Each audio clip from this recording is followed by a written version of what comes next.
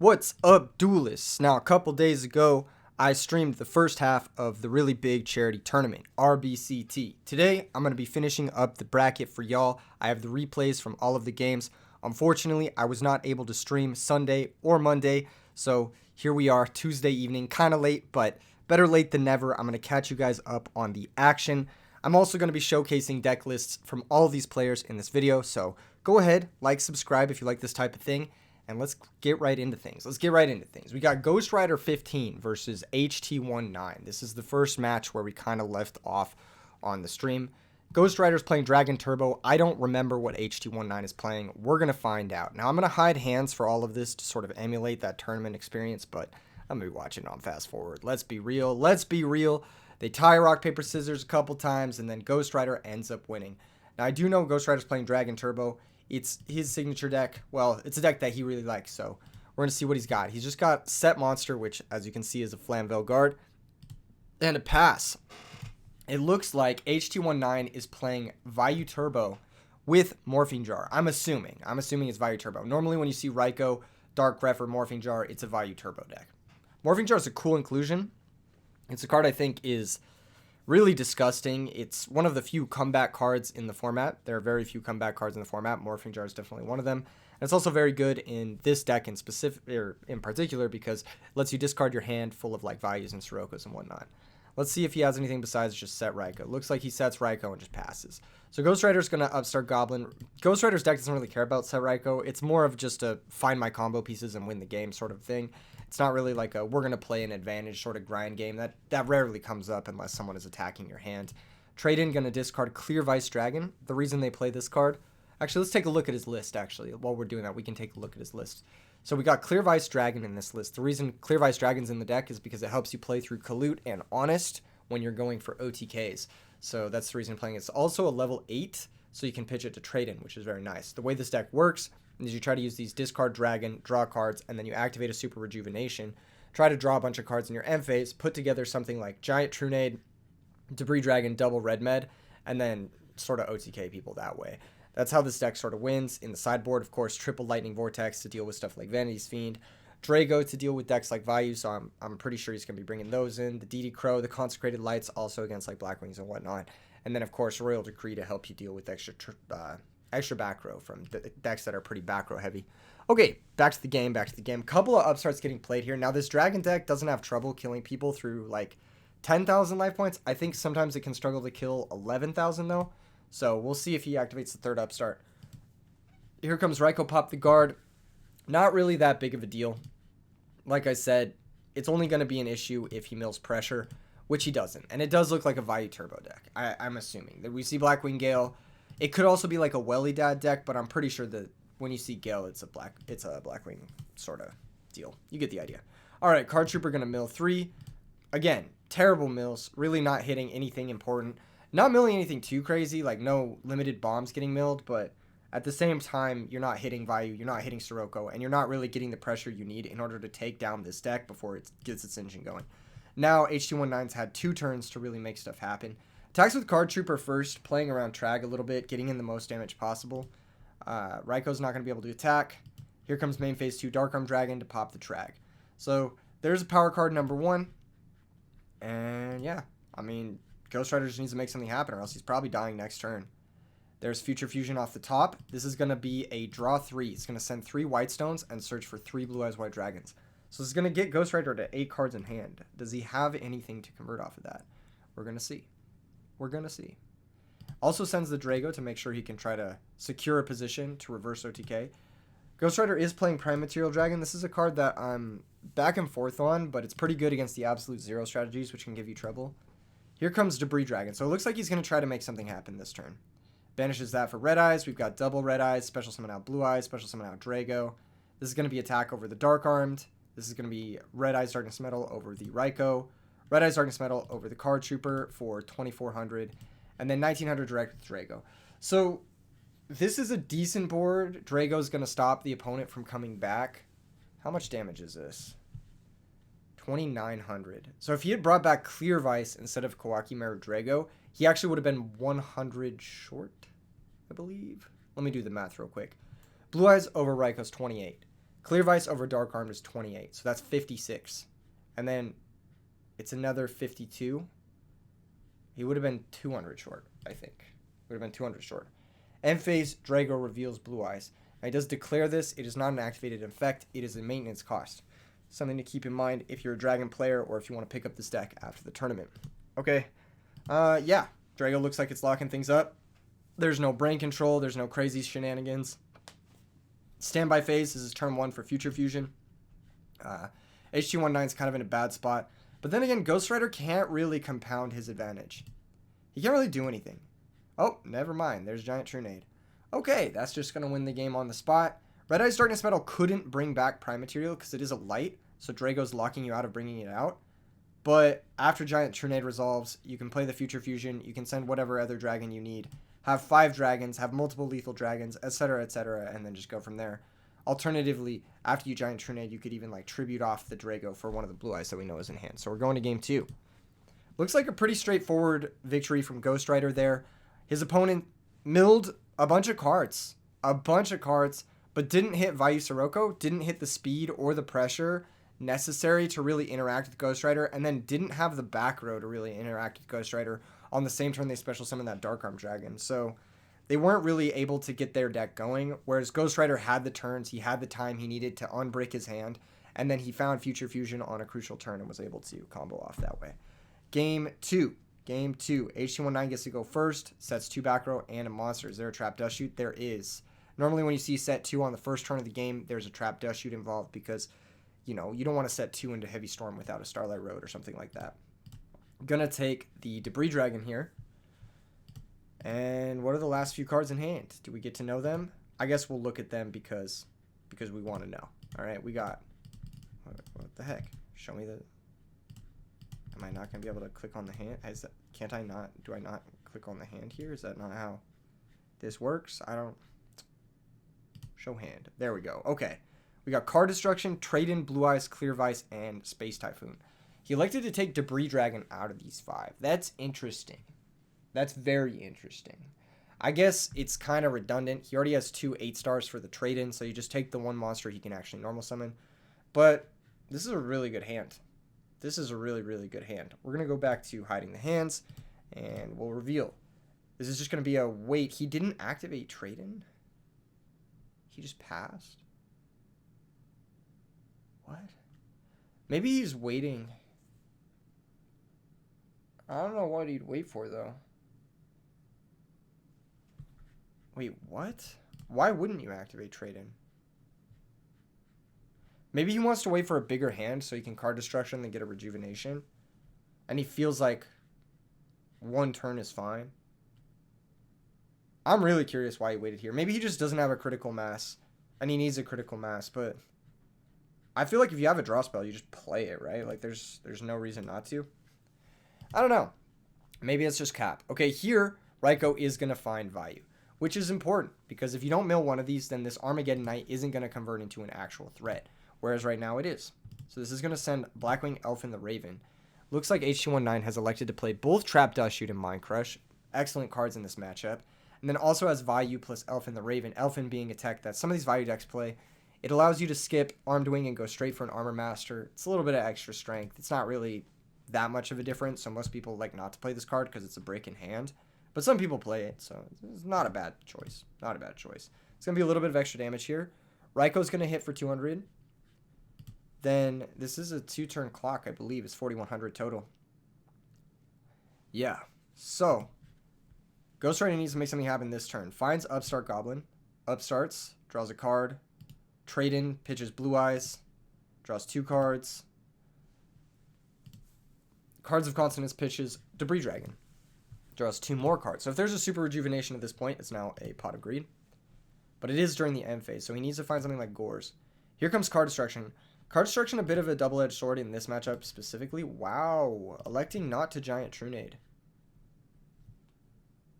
I don't know. I might have Trunaded there. You get a kill 2 back row. Looks like HT19 is cited in Dust Tornado and Twister. Probably very scared of that Royal Decree, I'm assuming. Either that or the Future Fusion that killed him in the first game. Upstart Goblin, gonna draw a card. Heavy Storm, okay. Looks like it didn't matter. Looks like you're able to clear the back row without giving them 2 draws. Here comes the first Super Rejuvenation. So there's been 5 dragons discarded this turn. Trade in, Cards of Consonance, and then Card Destruction, discarding another 3. So this is going to be a Super Rejuvenation for 5. He needs to find Gores in order to... Oh, never mind. He's got a Lightning Vortex. That's also going to work. So now the Super Rejuvenation is for 6, discarding the 6. This is the strength of Lightning Vortex in this deck. Not bad. Not a bad situation to be in. And then here comes Drago Attack. This is actually insane. This is a really good Drago because it's going to prevent Armageddon Knight or Vayu from really pressuring back.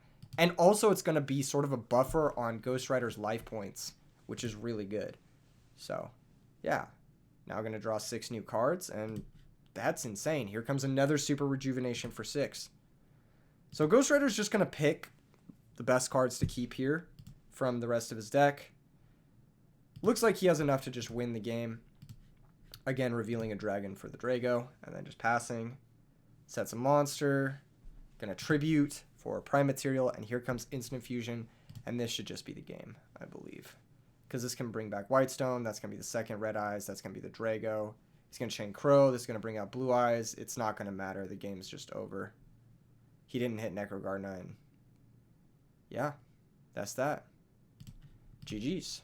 Well done. Very, very well done. Notice using Crow here is okay. It does banish the Drago, but Red Eyes Darkness Metal Dragon doesn't target. So you still got to bring something out, and he was still able to bring out a lethal threat. I actually think he should have maybe held the Crow because he would not have died. So there's that.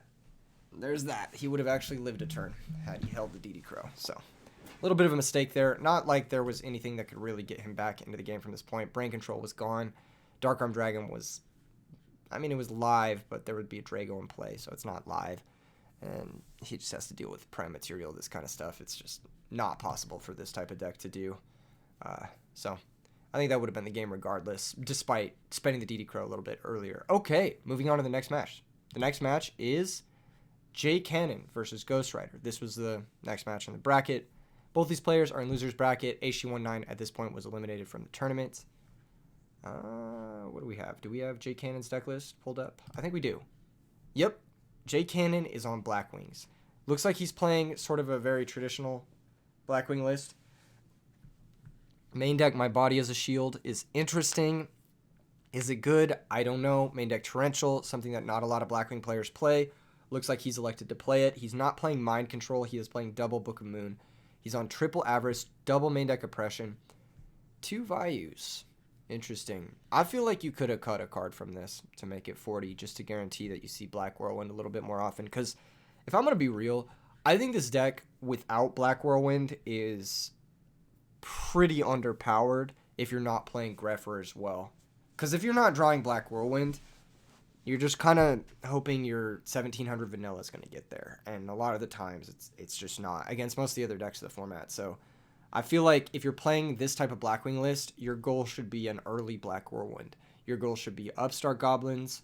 Your goal should be potentially even Legacy of Yatagarasu, just to guarantee you see this card, because it really is the way you win 99% of your matches. Okay, jumping into the match, we got Ghost Rider going first yet again. Very lucky. Very, very lucky.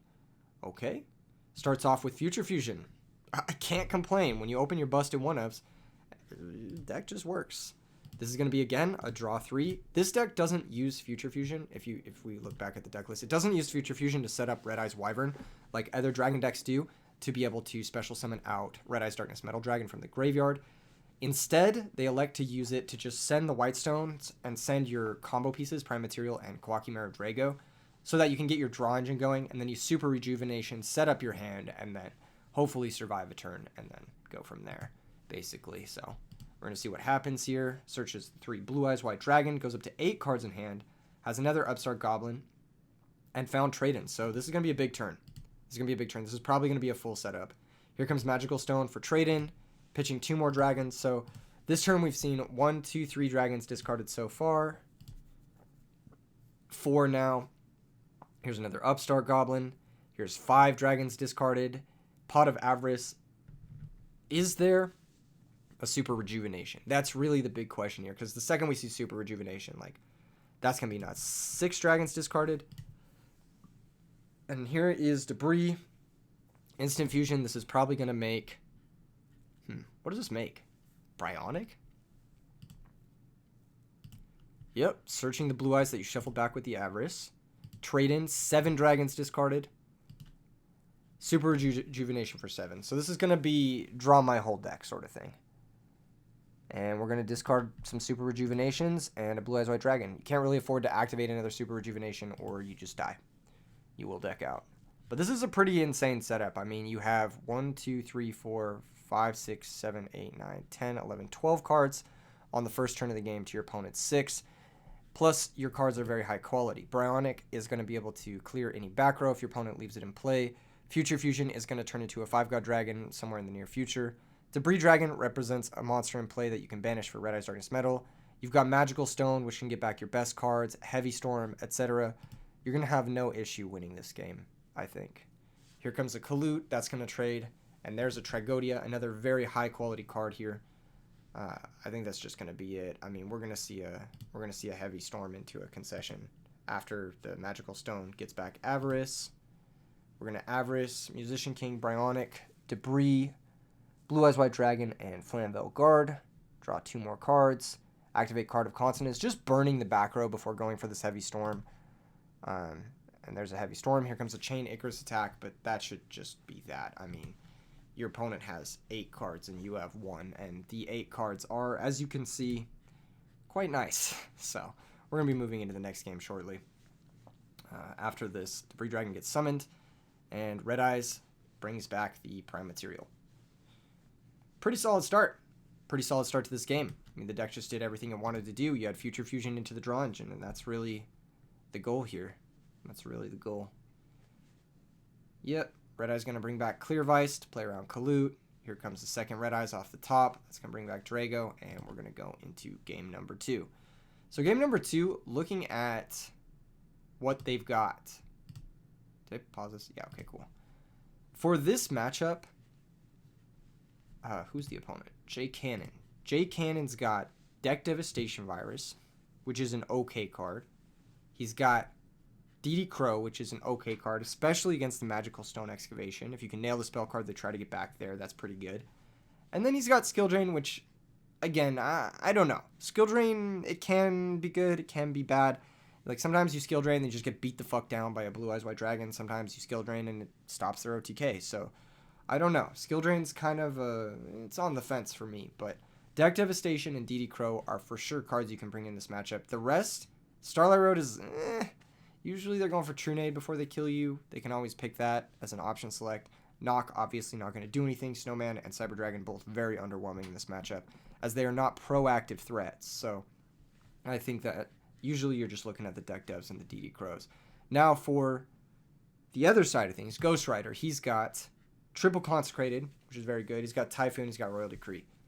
All very good options. He's got additional Dragos if he really wants them, and he's got Lightning Vortexes if he really wants those as well. He's also got a Card Trooper, which can help him make Black Rose off of Debris Dragon if he wants to.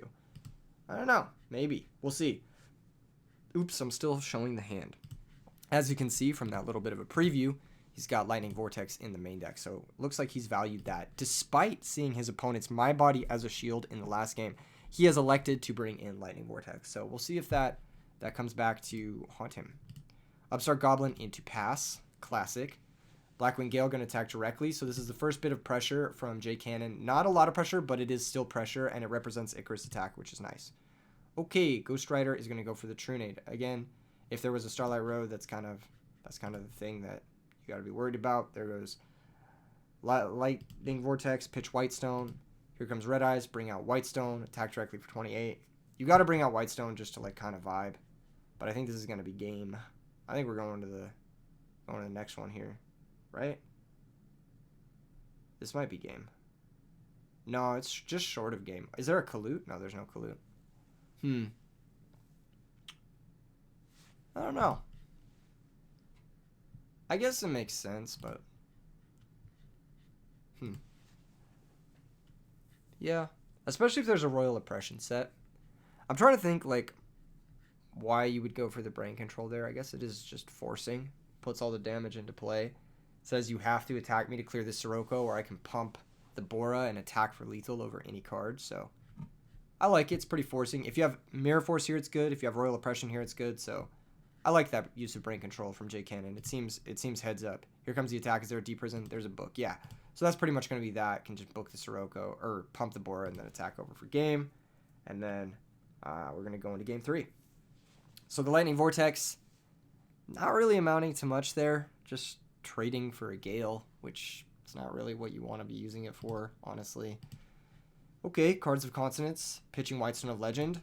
Powerful start. That's the best start you can have. This is a +1 draw spell, so when you discard Whitestone, that is. So it's very, very nice. Upstart Goblin's going to draw another card. Here comes Trade In, drawing 2 more cards. So that's 2 dragons discarded, and here comes Consecrated Light. So this is the heavy hitter.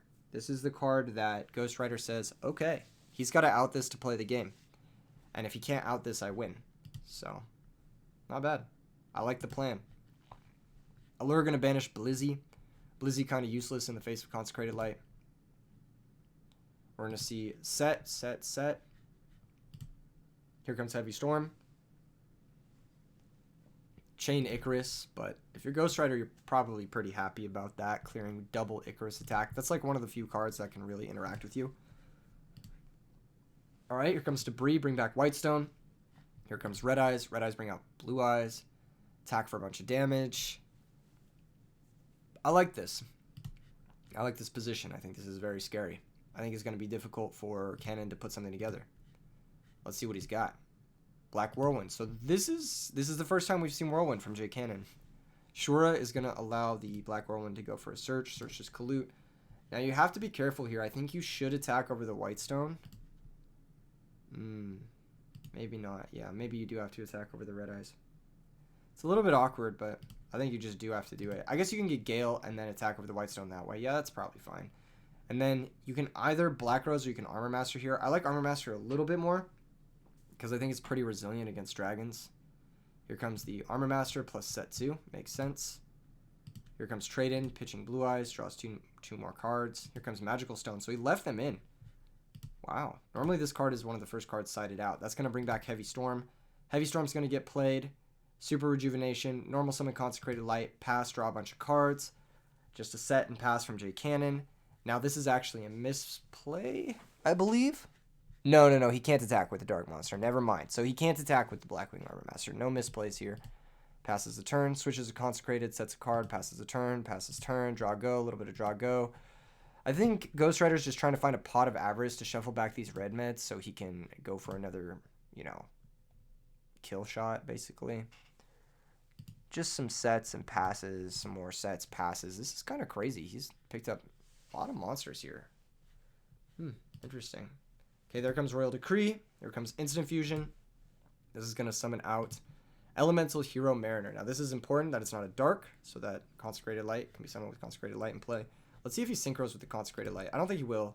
He just goes Bryonic. Yeah, and this can out the Armor Master. And that's going to be that. So, really interesting game plan. He was able to lock up the game with Consecrated Light, find a Royal Decree, shut up the back rows, and then just OTK with a Bryonic inevitably. So, pretty solid stuff from Ghost Rider.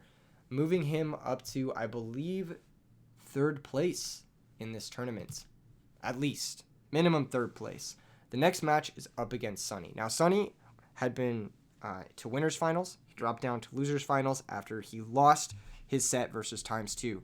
So the last 3 people in the tournament right now are Ghost Rider, Sunny, and ×2. We know Ghost Rider's on Dragon Turbo. Sunny's list is actually really interesting. It is a Frog Hero Junk Synchron list. The way this list works is you basically just utilize your Frog dudes and your Junk Synchron dudes to accrue advantage, and then you utilize the evil guy with like the Miracle Fusions or the Monarchs or whatever. There's just a lot of little synergies here and there with this deck. It's a pretty sweet deck. I like this build a lot. I like the synergy between Evil Guy and Subsitoad for the turn 1 Subsitoad dupe block. I like the 1 enemy controller. I think this is a card that Frog players have shied away from, but really it's one of the best cards in the archetype and should probably exist in every main deck of every Frog deck, at least 1 copy. And then A lot of trap cards that are quite interesting. Threatening Roar could be a big player in this matchup. It's good at stopping the OTKs that this deck can represent, the Dragon deck can represent. Both Mirror Force and Regeki Break are solid removal spells. Yeah, I think this is a good list. I think this is a really solid list from Sunny. The sideboard is where things get really strong too. Not only does he have triple DD Crow for this matchup, but he's also got double Vanities, Fossil Dyna, and Plasma. So he's got at least 7 good cards for this matchup, which is nice. He's also got Book of Moon, which is nice too. You can book the Drago, and then you're able to drop Battle Fader, and then maybe Reversal. Plus, Absolute Zero's actually kind of a headache for the Dragon Turbo deck to deal with, even when it does get going. So let's see if any of that comes to play, or let's see if Ghost Rider, is able to just crush, because his deck is pretty good into no back row. All right, let's see what they said here. This was a charity tournament, and I do want to say before we jump into things that I really appreciate everyone who entered this tournament. We ended up raising over $500 for various charities. Thank you to everyone who was involved. That's honestly such a really good feeling. As someone who has put a lot of time into the community and put a lot of time into these tournaments and put a lot of time into this stuff, it's really cool to see that you guys are, as giving as you are. It's a big deal. It's a big deal to me. I wouldn't want to do this for a community that wasn't about this kind of stuff, So this is really cool. This was a lot of fun. And yeah, it looks like, say for the replay watchers that if you're unsure where to donate but still want to, the one Simo was talking about, Crohn's and Colitis Foundation, is a good one.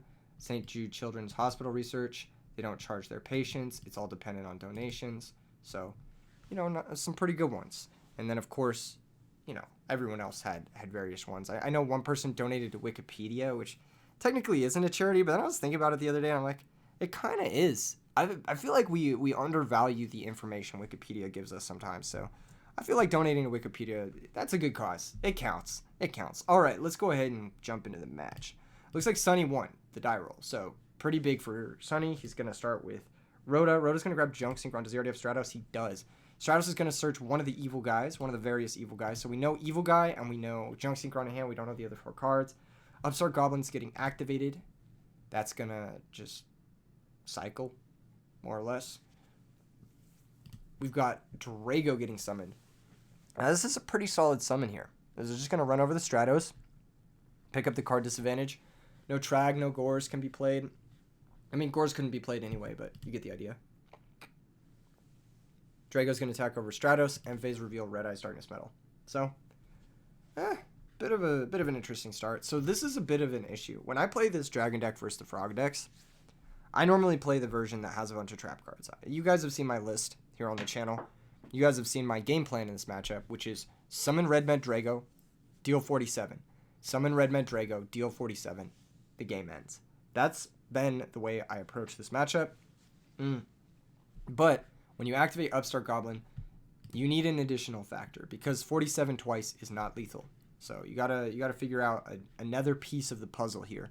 So Ghost Rider, because he's activated these 2 Upstart Goblins, he's a little bit far off from lethal with that 1 Red Med that we know about. Just a set monster from Sunny and a pass. This could be something like a Dupe Frog or a Treeborn Frog. It looks like it's a Treeborn Frog. The Drago's going to attack, and Treeborn's going to go to the grave. Phase going to reveal the Red Eyes Darkness Metal. Standby phase, Treeborn's going to come back. And now Sunny has a bunch of cards in hand. He also has a bunch of options. He has Junk Synchron, which doesn't do anything here, but it's an option.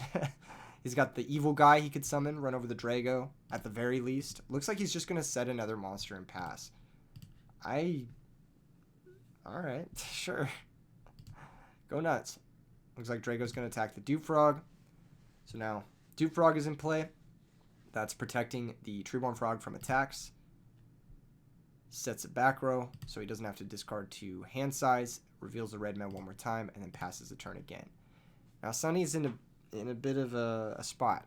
Well, not really. They're in a bit of a stalemate, but Sunny's going to have to start discarding cards if he doesn't make plays, so... Looks like he's going to sack Dupe Frog for Rise of the Storm Monarch. Why Dupe Frog? Why sack the Dupe Frog?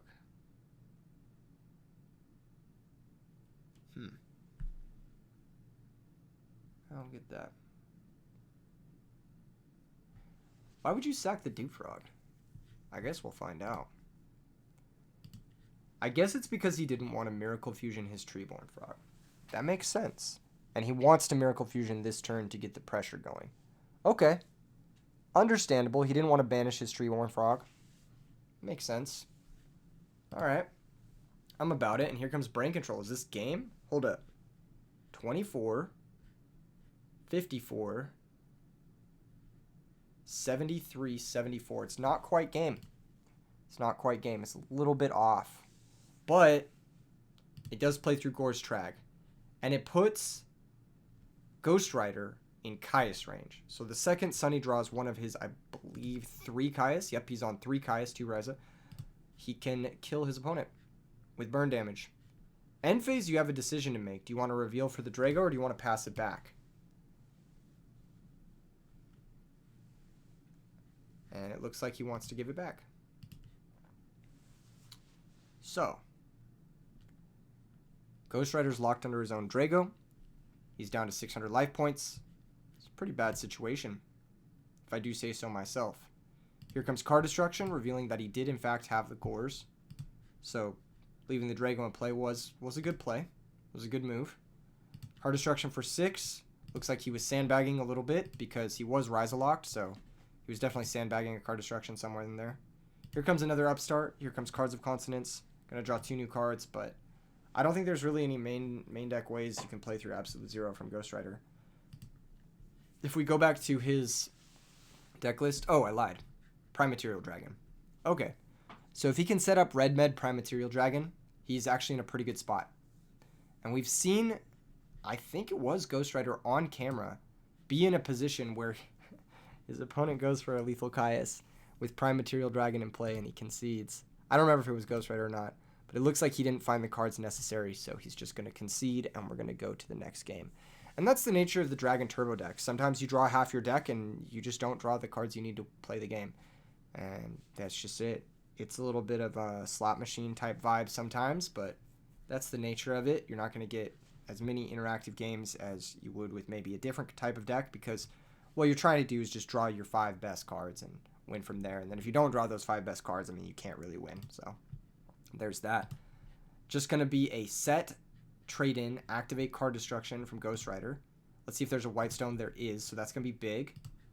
Looks like Sunny did board in at least some of the DD Crows and is able to get a DD Crow, or not DD Crow, a Treeborn Frog in the graveyard on the first turn of the game from this Card Destruction. So that's really big. Card Destruction doing a little bit of work for Sunny here. Searches a Blue Eyes White Dragon. That's going to activate the trade-in that's now set. Let's see if Ghost Rider can do anything from this. Super Rejuvenation. So that's going to be draw 10 cards. So yeah, this is probably going to be a game in Ghost Rider's favor. I'm assuming, because usually you don't draw 10 cards then lose, but what do I know? Here comes another Super Rejuvenation, so draw another 5. So yeah, that's pretty nuts. Gonna discard Future Fusion, discard all the White Stones. This is gonna get the last Blue Eyes out of the deck if it wasn't already. And it looks like it is out of the deck. Did he side one out? Interesting. He either sided one out or it's in his hand. He drew it. But if you drew it, I feel like you'd want to discard it over one of these other cards. Maybe he has more trade-ins. Maybe that's what it is. Okay. Treeborn's coming back. Here comes Substitoad. Here comes Swap Frog. Swap Frog sends Substitoad. Swap Frog sends Substitoad. Attacks. Very aggressive with the attacks. Going to use Substitoad again. Going to double Dupe Frog and set 1 and pass. A 2 and pass. Let's see if there's that Threatening Roar. There's not the Threatening Roar. So he does have Typhoon, but that's kind of like not the best. You should probably just blind Typhoon here. And then he does have a Regeki Break, but it's not really going to interact with much. Here comes Trade-In. And discard the Blue Eyes that we did know about. Looks like he did not side the 3rd out. Here comes Pot of Avarice. Chain DD Crow on Red Eyes Darkness Metal Dragon. So that's actually a big crow. It's actually a big crow because Red Eyes Darkness Metal Dragon is one of the keys to this deck. Not only that, but Pot of Avarice would have been sort of a key to this deck too. Looks like he's out 2 of his Debris Dragon already. So that's one of the ways that he can get his combo going with double summons. Here comes Upstart Goblin. Here comes Magical Stone. That's going to target Pot of Avarice. Okay. Pot of Avarice is going to shuffle back 2 Debris, 2 Blue Eyes, and 1 White Stone. Let's see if this resolves. It does. It's going to draw 2. Normal summon Debris. So here's the issue, right? You still have to break through the dupe lock. So, can you do that? I suppose you can. So Sunny can think here. Sunny can stop the Mariner or stop the Whitestone. I would stop the Whitestone. Yeah, because the Whitestone's going to stay in play. I mean, he's going to lose the Mariner regardless, so I would just Regeki break the Whitestone. I guess it makes sense because if he stops the Whitestone, then he can red med back the Whitestone and still make Bionic that way, so I guess it makes sense, but the situation's not looking good. Here comes Red Eyes, bring back Prime Material. Here comes Lightning Vortex. Yeah, that's going to be a tough one. That's going to be a tough one to beat. Here comes 300, 28, and 24. Now, the Typhoon is live, but, you know, it's not great. It's not a great situation to be in. Here comes Kaya's target, Red Eyes. Ghost Rider remembering this time around to gain the 1,000 life points. Kaya's going to trade with the Prime Mat, pass the turn back. That's now 2 Red Eyes Darkness Metal banished. If the third one's in the bottom 10 of the deck, Sunny has a chance to come back here. But if Ghost Rider has it, I mean, he just wins. Here comes Instant Fusion. That's going to bring out the Musician King. It's going to synchro into Tempest Magician, and that should be game. I believe. Right? As long as his attack connects. If there's a Battle Fader, it's not game. But attack for 22. Yep. And that's going to be game, yeah. Cool. Really cool Tempest Magician kill there. Kind of exciting to see that card get a little bit of sunlight. This game, Sunny's about to go first. Let's see what he's got. Just a back row. Interesting. Setting the Threatening Roar on the first turn of the game. I don't like this so much, but yeah, I don't like this. I don't like this because you're not dying this turn. And you don't really want to set this in case you need to like proactively use Treeborn Frog. I guess it depends on the rest of his hand. Let's see his hand. Let's see his hand because I'm curious. Interesting. Yeah, I don't know about setting the Roar here. I also probably would have summoned this guy. As weird as it sounds. Because, like, you want to get this guy in play, right? And you want to start pressuring the opponent. I feel like I would have put this guy down so I could tribute the Vanity's Fiend. In any case, let's see what he's got. Upstart Goblin, draw a card. Future Fusion. That's just going to work because he set the Threatening Roar, not the Regeki Break. Dang. How did the fuck does Ghost Rider lose this game? Spoiler alert. Nah, I'm actually curious. How do you... Oh my gosh. I mean... He must have bricked like holy hell. His hand must be 14 monsters. I don't believe it. I don't believe it. He didn't find a draw spell there? That's crazy. Alright, here comes Set, and that's going to set the Dewfrog that he drew. Finally committing the Regeki Break. Turn 1 on Future Fusion. Here comes Card of Consonance, and there's the draw spell with the targets. Here comes Instant Fusion. It's going to bring out Darkfire Dragon. It's going to bring out Red Eyes Darkness Metal Dragon. It's going to bring back the Whitestone. Red Eyes is going to attack Dewfrog. Dewfrog is going to search Swap Frog. And that's going to give Sunny access to Treeborn somewhere down the road. Main phase 2, here comes double Tribute for Blue Eyes White Dragon, giving a few extra cards for the Super Rejuvenation. I believe that's going to be a Super Rejuvenation for 3. Yep. And here's another Super Rejuvenation for 3. End phase discarding Drago, Blue Eyes. How the fuck does he lose this game? Am I like missing something? Does he get OTK'd here? Alright, let's see. Let's see. We've got Pitch Special Swap Frog. Swap Frog's going to send Treeborn. We got Brain Control. Take the Blue Eyes. Attacks now. Not afraid of Trigodia or Gores. I would have maybe summoned the Vanities first. Because the extra damage is marginal, but hell. Let's see if it works out. Here comes Trade-In, pitching Blue Eyes. Here comes Card of Consonance, pitching Debris Dragon. Here comes Lightning Vortex, destroying the Vanity's Fiend. Here comes Debris Dragon, bring back Whitestone. Here comes Space Typhoon, target the Regeki Break. Regeki Break's going to hit one of the back row.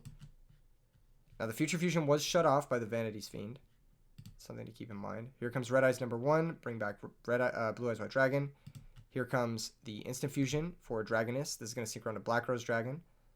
And here are going to be the attacks. And here's going to be Threatening Roar that was set turn 1.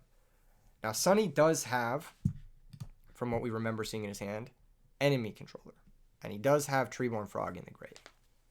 So that's something. That is at least a way back into this game.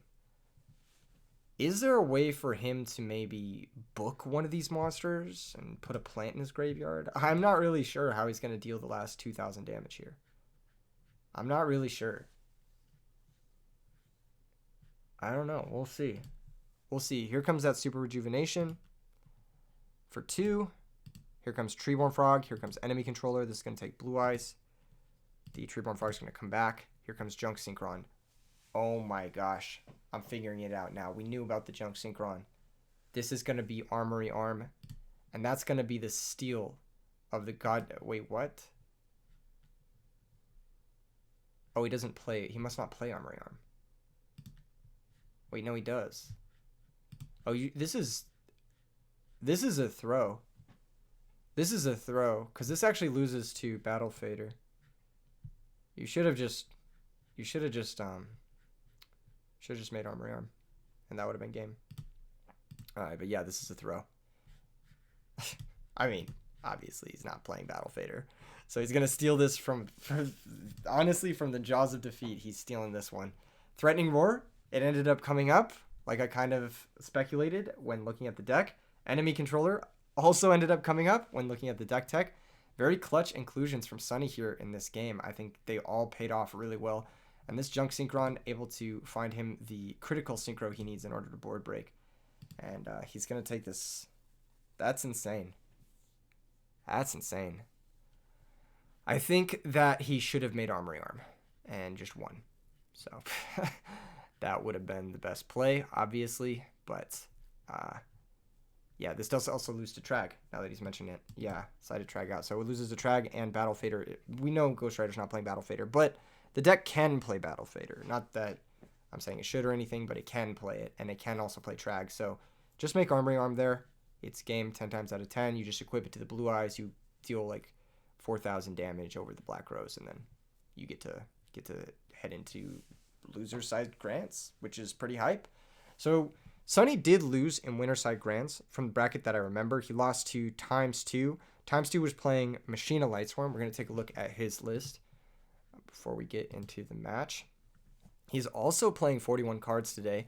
He's on triple Hamster, triple Raikou, single Lila, single Plague. He is still playing the Scrap Recycler. He's playing double DD Warrior Lady, double Caius. I like this inclusion in his deck, the double DD Warrior Lady, double Caius. It gives him a lot of play. It gives him a lot of ways to interact with annoying little sticky threats. Things like Royal Oppression, things like Monsters with Honest, Kalut, that kind of stuff. Blackwing Armor Master, things that might get annoying, Colossal Fighter, that type of thing. It gives him a lot of interaction with those types of things. He was playing triple Avarice. He is not playing a card that I think he should be playing, which is Limited Removal. I think Limited Removal is probably the best card in this deck. Not even close, really. Oftentimes, you'll find yourself in a position where your opponent's just at 5,000 or less, roughly around 5,000. And you need to attack, but you can't really effectively play through Gores. But Limited Removal just helps you win the game. It just helps you clutch things out. And there's a lot of different ways to kill people with Limiter, like Card Trooper, Machina Fortress's game, Machina Gear Frame, Machina Fortress's game. Double Fortress is obviously super game. It's super game through a lot of different things. Obviously, Scrap Recycler is not quite game with Fortress, but it's a good amount of damage. It's 6,800, so there's a lot of different stuff you can do with the Machinas and machine cards to put together that sort of stuff. And with Plague Spreader Zombie, you can even make some machine synchros like Catastor or Power Tool Dragon, which combo with Limited Removal as well. So I think that you should definitely be playing that card in this deck. It also is a card that is very good against the Frog decks because their only piece of defense against you really is Trag Gores, sometimes Battle Fader, sometimes Threatening Roars we've seen, but for the most part, the only thing that you need to kill shot through is Trag Gores, and Limited Removal helps you do that. So it's definitely a card that if I was times 2, I would heavily consider moving forward. The rest of the deck I think is very good. I don't know if 41 cards is accurate or not. I don't know if Plague Spreader is accurate or not. It might have just been something he was testing, but I think the rest of the deck looks very solid. The sideboard, he does have Dynas, which probably going to come into play in this matchup, as well as DD Crows and Soul Release. I do like Soul Release a lot against Frogs. It basically forces them to sack their own Duplock to play the game. However, this is a little bit of a different frog deck. This is a hero frog deck, so he has a bunch of other ways to play, even without Treeborn Frog in the graveyard. So we'll see if that, has some counterbalancing things going on. Now, because ×2 is in winner's side, he has an additional match to give, which means if he loses this first match, he gets to play another match in order to win the tournament, because it's a double elimination tournament and he has yet to lose a match so far, whereas Sunny has lost his first match and his first loss was to ×2. Okay, die roll happens. Sunny loses the die roll. So, again, Sunny giving another shout out to St. Jude Children's Research Hospital. Again, thank you to everyone who donated. All right, moving into the match. ×2 gets to start off with a couple of back row and a pass. So no Raikou, no Lila, none of that stuff. No starter from ×2. Here comes Swap Frog activate. This is something you're pretty happy to see if you're Sunny, because it means you get Treeborn Frog. And game 1, Treeborn Frog's kind of hard to interact with if you're ×2 outside of DD Warrior Lady and Caius. So main phase 1, no summon from ×2. Here comes Treeborn Frog from the graveyard. Swap Frog getting summoned again. Sending Substitute, attacking for 1,000. Swap Frog going to bounce the Treeborn Frog. Build your own Sinister Serpent is what's happening right now. You can almost assume that the back row is going to be a Regeki break at this point, because otherwise you wouldn't have bounced the Treeborn Frog. Here comes Lila. No priority. Lila's just going to attack, and here comes Regeki break targeting the Lila. Standby phase, the Treeborn Frog is going to come back. Yeah. Here comes the second Swap Frog, and here comes Torrential Tribute. Now, if I was ×2, I wouldn't have Torrential there. I would have waited, because I think you can take the 2,000 damage. I think you're fine. And saving Torrential for later on is totally chill. When you can hit a high value card like a Monarch or I don't know, Absolute Zero, something like that. I think saving the Torrential for that is better. I think you can just take the 2,000, be all right with it. Passes a turn. Here comes DD Warrior Lady. Again, yeah, if you already had DD Warrior Lady in your hand too, like there's so much of an argument to like leaving this shit in play, because the Treeborn's in play, and then you can attack over one of the Swap Frogs. You can maybe even banish the Treeborn if you want to. So, yeah. Here comes Gores. Little awkward, but DD Warrior Lady does a pretty good job of parrying Gores. It still just trades with the token, but at least you're, it's alright. Could be worse. Here comes Caius, and there's Solemn. And imagine if you had the Torrential Tribute now. It would have been a lot better. Because you would have traded your DD Warrior Lady effectively for the Caius. You would have kept your Solemn Judgment, and then you would have also traded the Torrential with the same cards. But positionally, you would have had a better position. You would have saved your Solemn, and you would not be forced to play into the scores, basically. Here comes the token trade with the DD Warrior Lady, and here comes the Gores Direct. And that's an awkward Book of Moon. End phase Typhoon's going to pick off the Scapegoat. If he had the end phase Typhoon for the Regeki break, I would have 1,000% gone for it, simply because it's the most obvious Regeki break in history. And if you can end phase Typhoon the Regeki break, then attack over that Swap Frog, all of a sudden Sunny has nothing in play and his Treeborn's out of the grave. So he's just not in a good spot to make a comeback play outside of Gores. So mistake from ×2 not Typhooning the Regeki break. That was the most obvious Regeki break in existence. When you bounce Treeborn Frog like that, you have a way to get it out of your hand. Whether that's another Swap Frog or a discard trap, it's one of those two. And because he set a trap card, it's like, okay, it's going to be a discard trap. It's going to be something that puts that Treeborn Frog back in the grave guaranteedly. You definitely want to end phase Typhoon there. It's just a bit of a sequencing error, honestly. Here comes Gores again. This Gores is just going to be a big fucking problem. Here comes Bottomless. And I think ×2 just like really ineffectively used his back row this game. I think his back row was like very, very poorly used here. Yeah. Not a great use of back row. Here comes Stratos. It's going to search. If there's a Miracle Fusion, that is game. There's no Miracle. Okay. Just 1,800 direct. Charge Confined Raikou. Charge not Milling Fortress, so still no access to that. Here comes Caius, and that's going to be game 1. Game 1 of set 1. This game ×2 gets to go first again. ×2 starts with Machina Gear Frame. Best starter in the deck. This is this deck's Stratos. Sets a back row, passes a turn. Here comes 1-for-1 for Substitute. This is, again, one of the best starters in this deck because you get a Substitute without using a normal summon. And here comes Junk Synchron. Bring back Swap Frog. So not even really losing out on that discard from the 1-for-1 thanks to Junk Synchron's abilities. This is going to go through all the frogs. Let's see if that Soul Release is able to pick up these 2 Treeborns or if he's not able to draw it. Substitute's going to go through, bounce the Junk Synchron, bring out Dupe Frog, and then leaves the Substitute in play. That means either the Dupe Frog, second Dupe Frog's in hand, it was sided out, or he just thinks leaving Substitute in play is good for some reason. I probably would have gone for the second Dupe personally. And there's that Soul Release. Wow. That's crazy. I haven't watched these games, but I'm just getting really good at predicting, apparently. That's going to hit both Treeborn. So that's the reason you play this. Now that he has this dupe lock, he has to kind of think like, oh, if I want to summon a Monarch, I have to sack my own dupe lock. And that's the strength of Soul Release versus Frogs if they go for double Treeborn in post-board situations when they Substitute. Here comes Swap Frog. Swap Frog's going to send Substitute. Here comes the next dupe. Sunny's just going to chill on these for a little while. Here comes Caius. Caius is going to banish a Dupe Frog, but still not enough to quite break through this. Turn too late on the Caius, really.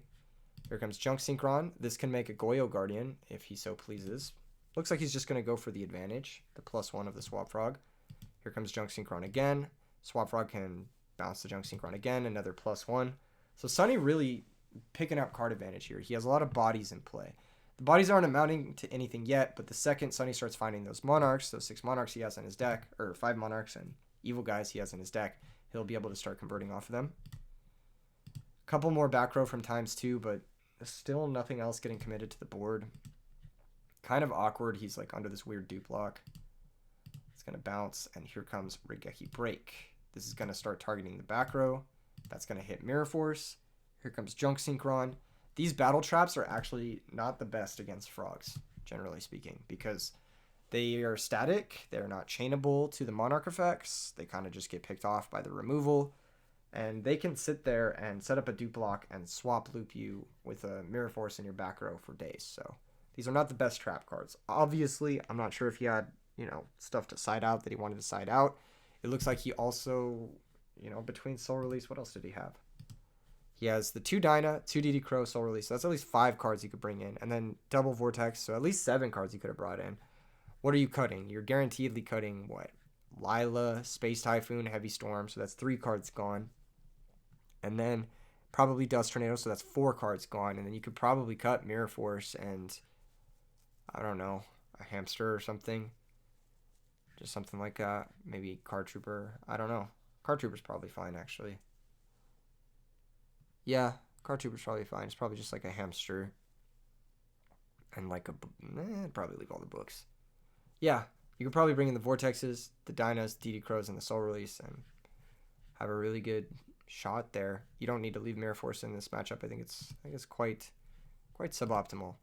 Okay, Junk Synchron's going to bring back the Substitute. Here comes Enemy Controller. This is the first bit of pressure we're seeing from from Sunny.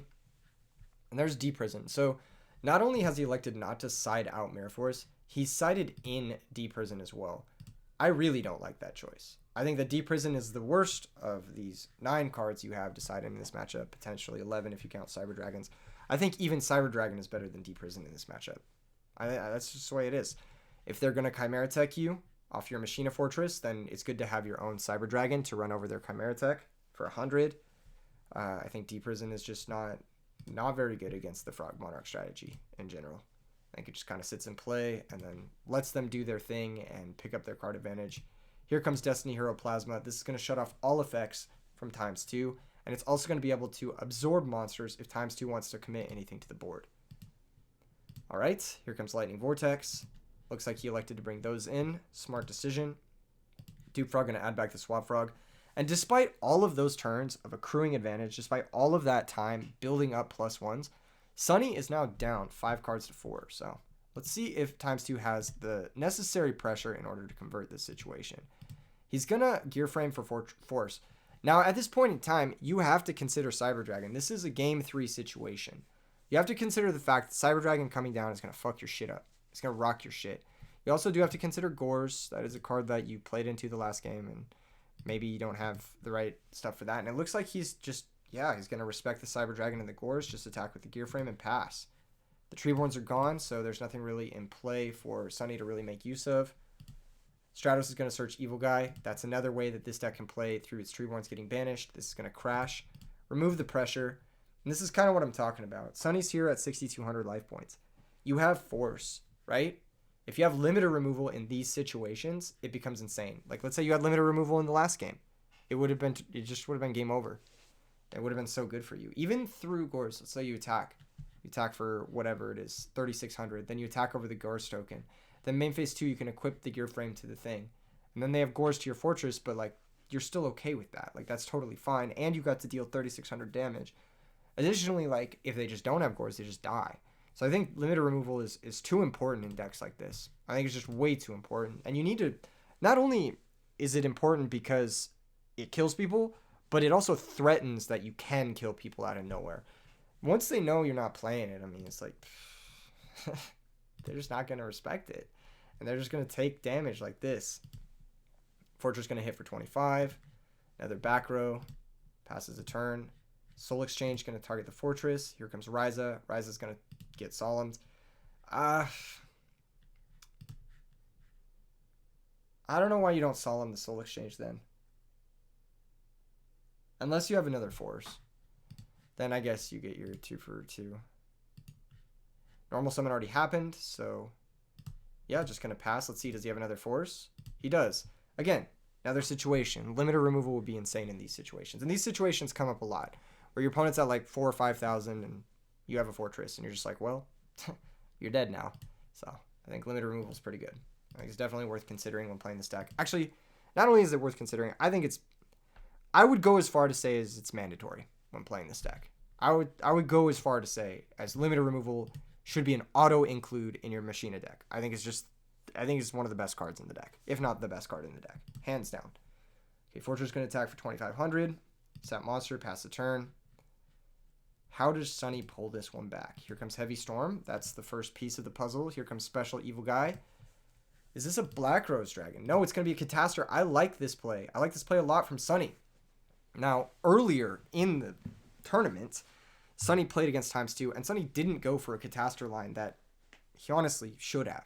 He watched back the VOD in between his games, and he's like, yeah, I should have gone for Catastor, and looks like he corrected his play here in the Grand Finals, coming from loser side. Here comes sacrificing DD Warrior Lady for Caius. What is this going to target? That's the real question. I think you target the... Is Brain Control gone? No. Interesting. So, if you target Dupe Frog, he doesn't get a frog back, but there's only one swap frog potentially left for Sunny. And it's probably in hand, I think.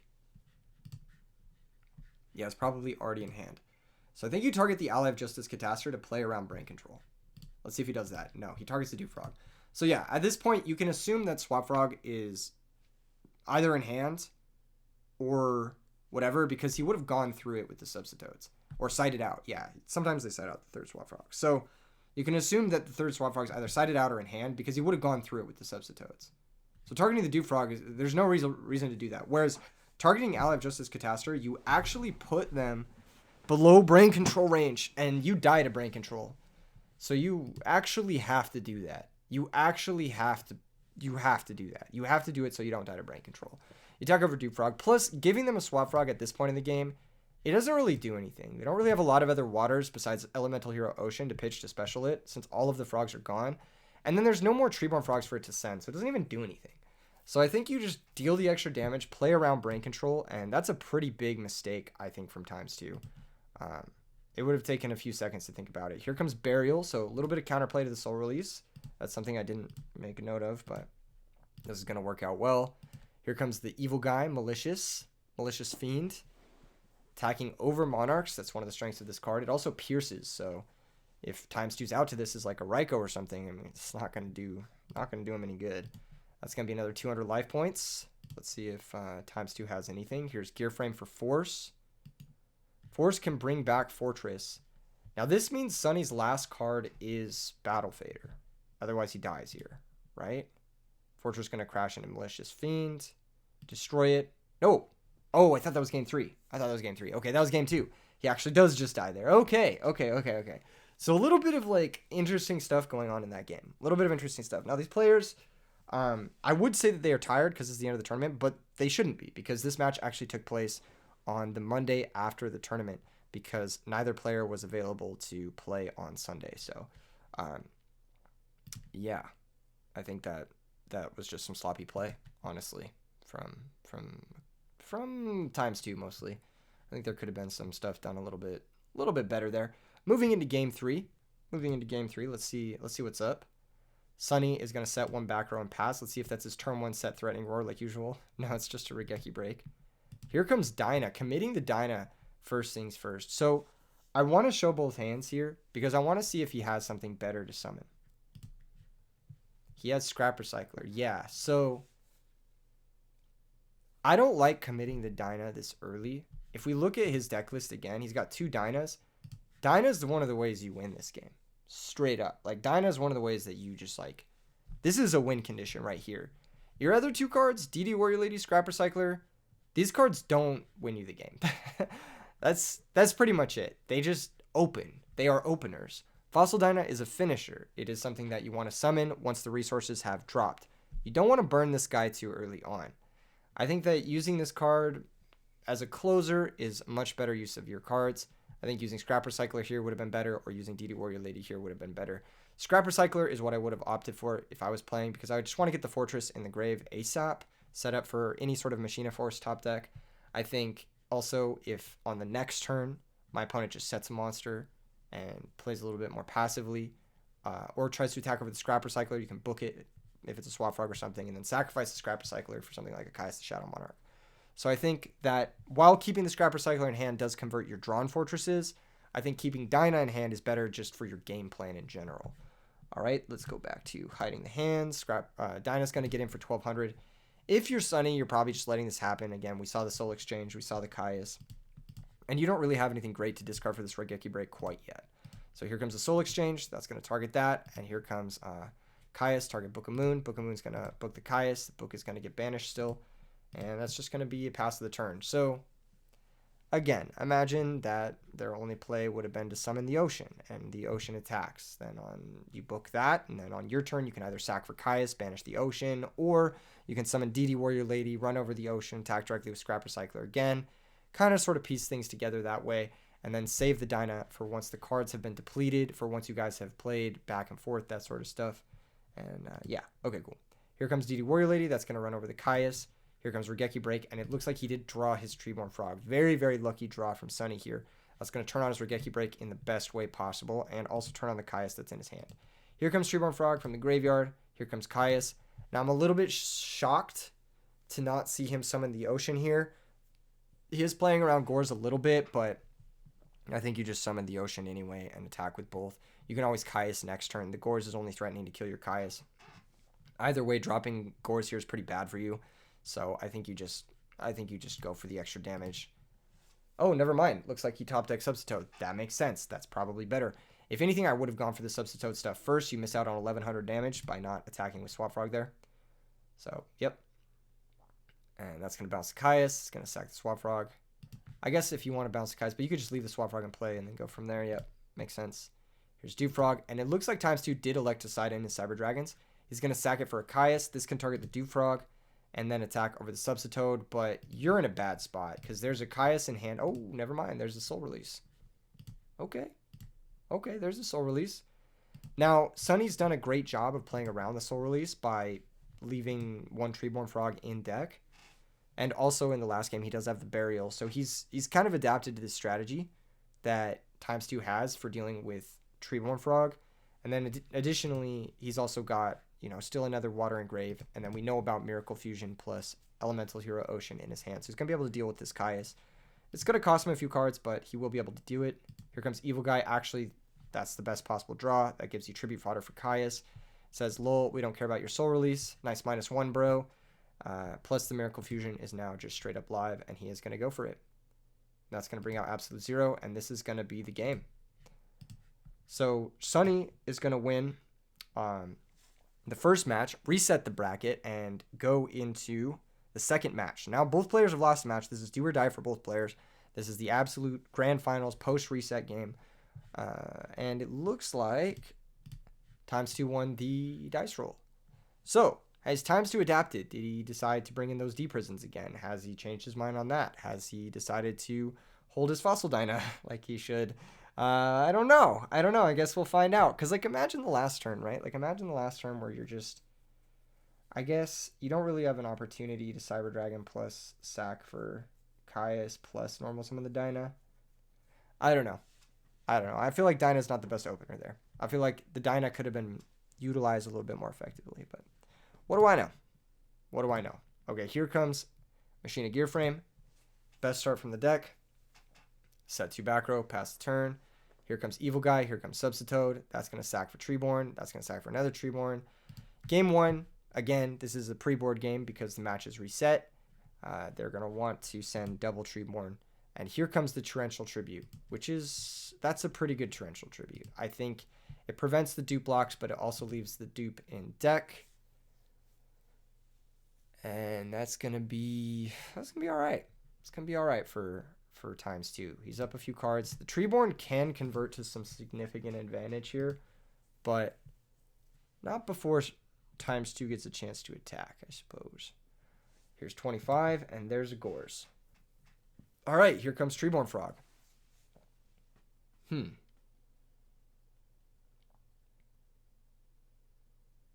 This is an interesting position. Let's see how it plays out. Gores and the token to attack just says, fuck it, I'll play in a Mirror Force. Electing not to attack with the token and electing to set 2 back row. A Threatening Roar and a Regeki Break. Here comes the M-Phase Typhoon, picking off Regeki Break. There is still this Threatening Roar, though, which will complicate things. Here comes Threatening Roar, and just a pass. Gores is going to attack. There's the Mirror Force. So, Gores getting a good amount of cards here. Got the Book of Moon and the Mirror Force out of the opponent, so you can't really complain about that. And here comes Substitoad, going for the dupe block. Not bad. Now, you know, Swap Frog in hand, but dupe block is an issue, and your Torrential is gone. So it's one of your 3 Book of Moons, which is one of your few ways to play through this. Hamster, Raikou also help, but those can get monarched. Here comes Miracle Fusion. This is going to summon Absolute Zero. Here comes Swap Frog. Absolute Zero is going to attack over Machina Fortress. He's going to pop the Dupe Frog. I disagree with this, but I guess it's just a way to pop Dupe Frog. Here comes the bounce of the Swap Frog. I guess if the set monster is Raikou, then it's okay, because you can always just Raikou pop the 0 now. Looks like it's probably Hamster based off of the way this is playing, and this is just going to be Bronic for game. Because this is 35. Oh, it's not quite game, actually. It's close. Oh, no, it is. Yeah, that's game. Wow, big turn. Junk Synchron looking like an MVP so far for Sunny. Really powerful inclusion in this Frog deck. I think it works really well. It has nice synergy with the Evil Guy, has nice synergy with the Swap Frogs, and it does really well in this matchup. And speaking of the Evil Guy, here's a turn 1 Substitoad into dupe block situation. Also, Miracle Fusion's now live, which is awesome too for Sunny. Here comes Raikou. This is going to be a standby phase Regeki Break, and that's going to discard 1 for 1, which is pretty much dead now that you've gotten your Substitoad combo off. So, solid discard. Solid discard. Here comes Charge of the Light Brigade. Going to mill that Soul Release. The 1 Soul Release has showed its face in all of these matches so far. Just a set of the Raikou. Not where you want to be if you're ×2, honestly. I think you're just in a bad spot. Substitoad sacks for Dupe Frog, passes the turn, flips Raikou, pop the Dupe Frog, mill 3, does hit the Plague. Here comes Caius too. Okay, so this Raikou Caius resolving is big. This is actually big. Sunny not finding a Monarch is going to be really unfortunate for him. It's going to bring back the Machina Fortress. Machina Fortress is going to attack over. Caius is going to attack for 2,400. Honestly, you probably should have attacked in the other order. You're just missing 100 damage. There's no real reason to attack the other way because Machina Fortress trades with Gores regardless. Treeborn Frog is coming back. Enemy controller going to take the Fortress. Treeborn Frog coming back. Here comes Stratos. Search the Evil Guy. Malicious Edge. Machina Fortress. Now, cool thing is if Sunny has Miracle Fusion, he can actually go for it with the Machina Fortress, making Elemental Hero Gaia, because he does have an Elemental Hero now in the name of Stratos. And it looks like he's going to do that. He can't actually do this. This is an illegal play. Elemental Hero Gaia does take an Elemental Hero monster. You can't use an Evil Hero monster. You have to use an Elemental Hero monster. So he does have to actually banish his Stratos. Let's see if they caught that. They did. Okay, yeah. Has to be Elemental Hero for Gaia. Nice catch from ×2. Does have to banish the Stratos, so that is going to work out well for him. Just going to pass with the set monster. Not really doing anything. Kind of an anemic setup from ×2, but His Raikos are resolving, and you can't really ask for much more, so could be worse. Raiko going to pop the evil guy, going to mill another fortress. Gear frame going to get summoned again. Honestly, probably would have summoned the gear frame before flipping a Raiko, if that was going to be my plan, but maybe not, because you didn't know if you wanted to search for fortress yet. Okay, maybe yeah. Maybe flipping the Raiko's better. Searches for force. Forces back the fortress. Attacks, and again, here's that situation. Limited removal is game. But he doesn't play it, so it comes up like every single time, and like some of these other cards like Deep Prison, like why the fuck is this in your deck against the frog deck? This is game 2, right? Yeah, this is game 2. Why are you siding this in? It's not very good against the frog deck. It's really not. It's like, sure, it outs Absolute Zero, but like they're gonna go for the Junk Synchron into Bryonic. You know what I mean? Like they're gonna go for the Monarch on your back row. They're going to pop your back row, and you need chainables in this matchup. You can't really afford to be playing shitty cards like Deep Prison. I think you need to be on all proactive stuff. So here comes Heavy Storm. Here comes Solemn. Here comes Evil Guy, Malicious Edge. This is going to attack the Machina Gear Frame. That's going to run into Deep Prison. And then here comes a couple of back row.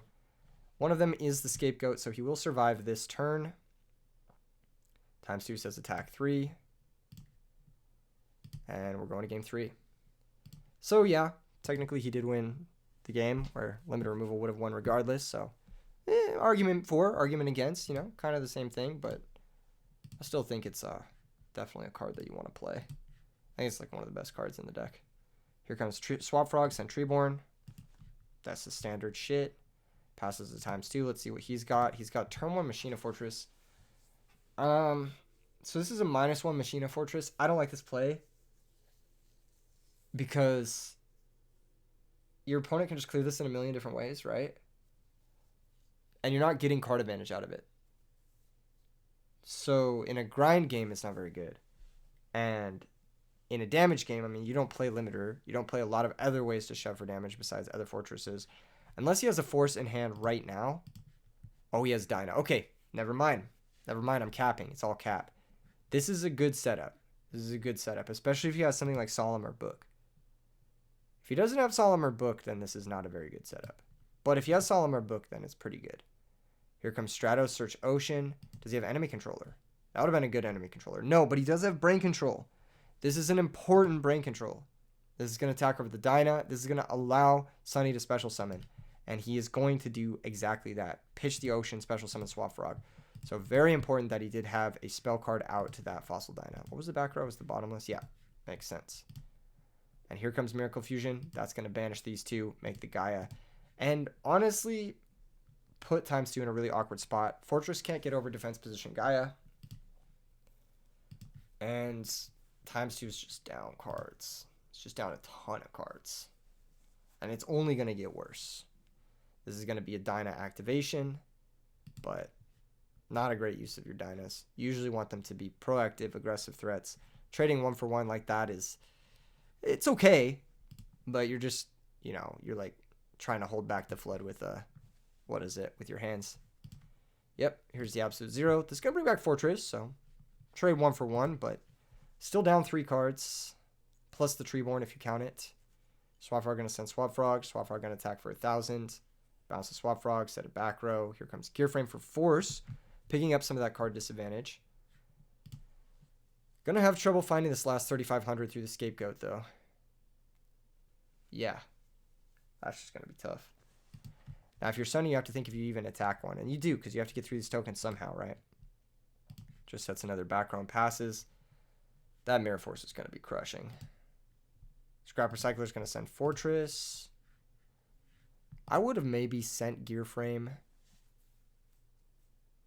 and then equipped the Gear Frame either to the Recycler or to the Fortress. But, oh, never mind. It's just going to be an Avarice regardless. Not a bad Avarice here. Not a bad Avarice here. Not equipping and going to get Mirror Forced. Brutal. I think that was the first time we've seen Mirror Force from Sunny in all of these matches. So it was a bit of a surprise. It was a bit of a piece of misinformation that maybe his opponent thought was a Regeki Break or Threatening Roar. But that's the strength of Mirror Force. it's just a really good card. Sweeps up cards, especially when your opponent least expects it. Mirror Force is one of the best cards in the game, or at least in this format. Swap Frog gonna attack for 1,000, and now ×2 is just not in a good spot at all. I mean, he's in the same bad spot he's in, but like, it's not getting better. It's not getting better. He's got to play through a Regeki break now. Oh my gosh, it's not getting better. It's not getting any better. Attack, attack. Clearing the tokens because he knows they don't come back, unlike the Treeborn. Here comes Swap Frog, sending another frog monster, just bounces. Here comes DD Warrior Lady, attack the token, attack the Treeborn. Electing to banish. Is there another Treeborn down? No. I guess that makes sense. Ah, there it is. There's the other Treeborn. Okay. Well, it was a decent DD Warrior Lady banish, a decent effort, but Regeki Break's going to pick off the fortress and put the Treeborn Frog back in the grave. Swap Frog's going to get summoned. No. DD Crow on the Treeborn. Okay. Well, he's just bleeding cards. And there's the Burial. Oh my gosh. Here comes Soul Exchange. It's going to sack that and that to tribute set something. Tribute set Gores. Makes sense. Treeborn Frog comes back. Gores attacks directly. Passes the turn after setting a monster. And I think that should be that. Just going to make Stardust Bryonic. Looks like Bryonic. Okay. Yeah. Sick match. Sick match from Sunny. Using the Bryonic to play through those back row. Was it the Deep Prison? It was a Book of Moon. Yeah, he was dead regardless at the point of finding this Book of Moon. Kind of tough. Died with Soul Release in hand. So, despite having the Soul Release and all that, didn't really pan out so well. And Sunny's able to win the whole tournament after a bracket reset against Time to Machina deck. Let's take a look at their decks one more time. This is the Machina deck. Again, I think adding a limiter removal would go a very long way to this deck. I think it's, like, again, one of the best cards, but really solid looking list regardless. I think it has a lot of potential to be scary. Another thing I want to mention is I actually think that this list could include a Tempest instead of the second Flamvel Urukizis. I think that that has potential to come up, particularly with Delilah. And then, what was the other deck? Oh, Sunny's deck. This deck. So this is your first place deck list. Elemental Hero Frogs. Very solid list. He's got the evil guys that combo with the junk synchrons. He's got a couple other of the big evil guy. He's got the Ocean to search to pitch to Swap Frog. He's got Rhoda for Stratos or junk synchron or Ocean. He's got the one enemy controller, which put in a ton of work for him. I really liked his trap lineup. The Mirror Force is the mix-up from the two Regeki breaks. The Threatening Roar to make sure he doesn't die to OTKs, along with the Scapegoat. Those were his OTK defenders. And the standard Frog and sort of Monarch lineup with double Battle Fader. We didn't see the Battle Faders really do anything, but I'm sure they are, clutch at helping you defend your position and whatnot. The sideboard put in a lot of work for him, particularly the two Soul Exchanges from what we saw, and the Burial as well, dealing with the opponent's banish cards on his Treeborn Frog. So, nice stuff. Congrats to Sunny. These two players, Sunny and ×2, will be earning an invite to next season of RBET Rulers. For more RBET Ruler stuff, RBET stuff, make sure and stay tuned for more information. I'm going to be talking about that a lot more as we move into the new year. I'm going to be talking about the schedule as soon as I have it sort of lined up with my life schedule. I've got a few life events next year that I need to plan around. And then also there are a couple other tournaments that people are throwing, big Edison tournaments, that I kind of want to schedule around those so we don't have any conflicts. Go ahead and subscribe. You guys' subscriptions go a long way. I doubt we're going to hit 10,000 by the end of the year, but we're fucking close. We're fucking close. Make it happen, guys. Make it happen. I'll see you in the next vid. Thank you, everyone. Peace.